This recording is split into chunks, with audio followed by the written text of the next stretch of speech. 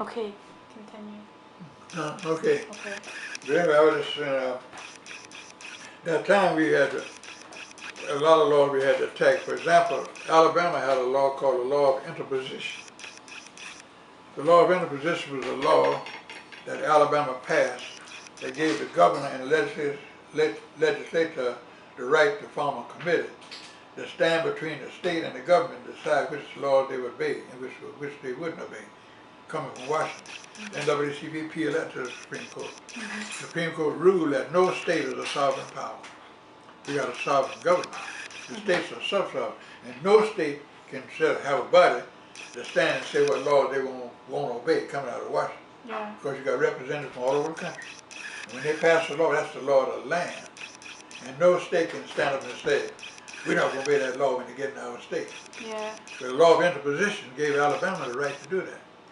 And so they finally threw it out. They threw it out. Now North Carolina had a law called the eyeball law.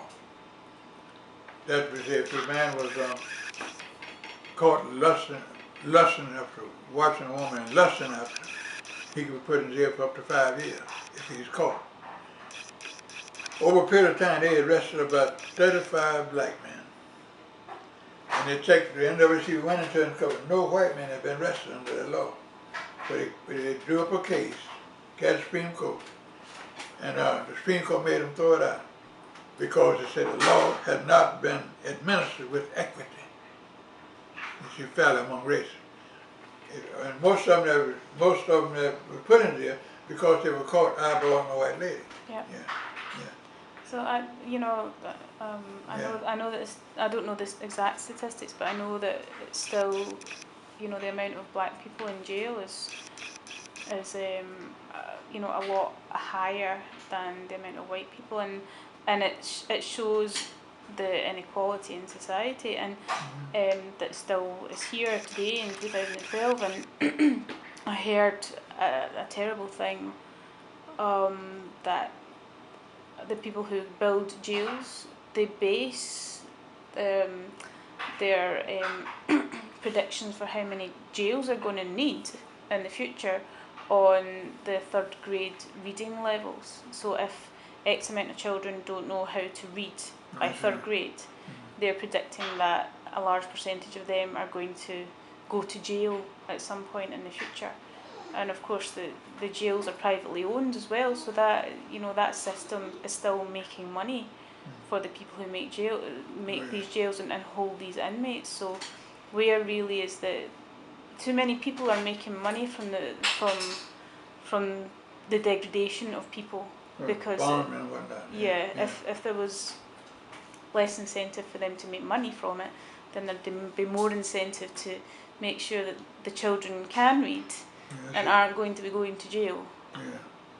Less crime. What do you see for the future? How do you think things? Do you see it? Do you see things in a positive light now? It's been such a big change. I feel that we've come a long way, and things are different. I believe things are different, although you still have to monitor society to keep from going back. I believe we've come a long way. There are some people out there who don't want to do right. But now that we got certain laws in place, we have, as a race of people, we have to be on top of the law and study our government, so we know what our rights are under the amendments. Because we have 25 amendments out there, and those amendments have to do with your personal rights. And so many of our people don't know that. And so I believe we do that as we live from day to day. See, we're moving into a time now when things are more open now, and things are much better. Although we got a class of people out there you got to beware of who would like to turn it back. But we follow the law as people, and do that which is right. I think we get along real good. Although we still gonna have, you always have some problems to work with. You have some problems. Yeah. But I think all in all, I think we've come a long way. I feel optimistic. You feel optimistic? I feel like I'm not a pessimistic type person. That's true. That's that I'm not. Although I must admit it's bad out there. But some people accentuate the negative. Yeah. And see, the song say, you had better accentuate the positive, Yes. eliminate the negative, latch on to the affirmative, and don't mess with Mr. In Between. You know what I'm saying? Yeah. But that's why I mean, although I know it's been rough in the past, and I see a lot of ugly things that happen, I feel rather optimistic because there are a lot of good people out there, white and black now, who set some good examples. And I believe a great thing rests on our shoulders more so than it used to. Voting, going to city council meetings, going to school board meetings, being concerned with what's going on. Like getting some parents to come to PTA meetings is a job. Parent Teachers Association in school, get some people to go to that as a job. And see, I was president of the PTA at two schools. At Rains High School, I was president of PTA for 2 years, and I was president of 2 elementary school PTA. And that's where you get parents and teachers together, because a lot of parents don't realize how much they need the guidance of those teachers. See, teachers are not parents. Parents have one responsibility, and teachers have another. And so, we got to encourage more of our people to study the laws of the land and do those things that's proper and fitting. Because many times, if we don't do that, if we don't study and do the thing that's right, we'll fall back into things. Yeah, we can't afford to be complacent. I'm in prison ministry. In fact, I got to go to prison ministry tonight at 6:30. I got to go lock up in jail tonight with a butch group, a friend of mine. You're doing what? I got to go lock up in jail tonight with some of the prisoners. Oh, okay. I go once a month. Okay. And tonight is my night to go. Okay, and what do you do?